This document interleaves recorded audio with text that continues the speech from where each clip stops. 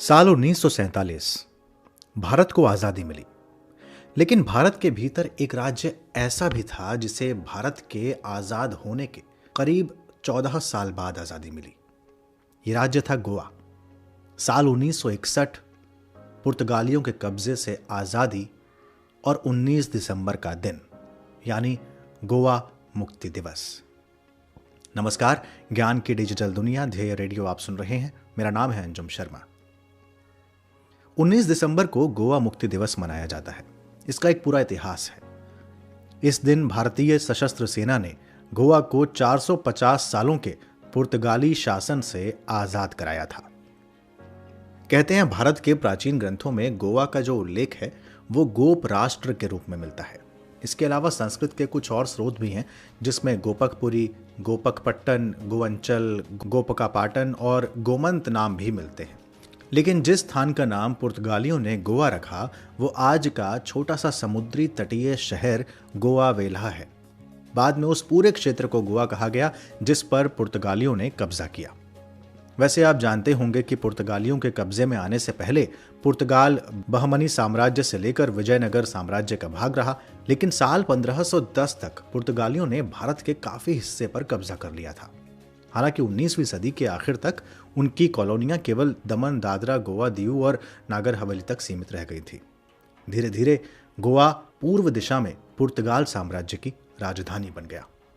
इसे लिस्बन के समान नागरिक अधिकार दिए गए और एक समय यह उन्नति के सर्वोच्च शिखर पर पहुंच गया था।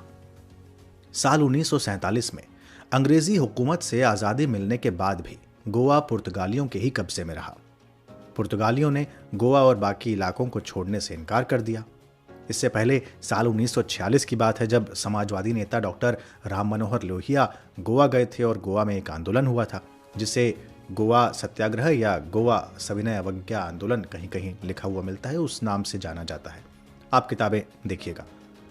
आप जानते हैं कि आज़ादी के बाद सरदार पटेल सभी रियासतों को मिलाकर भारत को एक संघ राज्य का रूप दे रहे थे, लेकिन गोवा शामिल उसमें नहीं हो पा रहा था क्योंकि 1510 ईस्वी से गोवा और दमन दीव में पुर्तगालियों का औपनिवेशिक शासन था। भारत ने पुर्तगालियों के साथ कई वार्ताएं की ताकि गोवा को आजाद कराया जा सके, लेकिन सारी कोशिशों के नाकामयाब होने के बाद भारत ने सैन्य कार्रवाई का सहारा लेना मुनासिब समझा। भारत इस मुद्दे को संयुक्त राष्ट्र तक लेकर गया।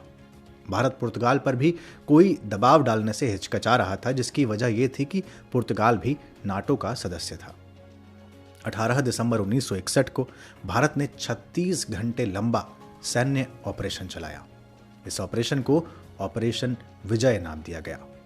इस ऑपरेशन के तहत भारतीय थल सेना, भारतीय वायुसेना और भारतीय जल सेना ने मिले जुले तौर पर कार्रवाइयों को अंजाम दिया।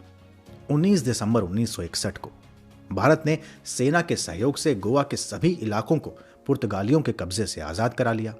उस समय गोवा के गवर्नर मैनुएल एंटोनियो वेसलो दी सिल्वा आत्मसमर्पण के कागजात पर हस्ताक्षर करने के लिए तैयार हो गए थे और इस तरह गोवा को पुर्तगालियों के शासन से आजाद करा लिया गया।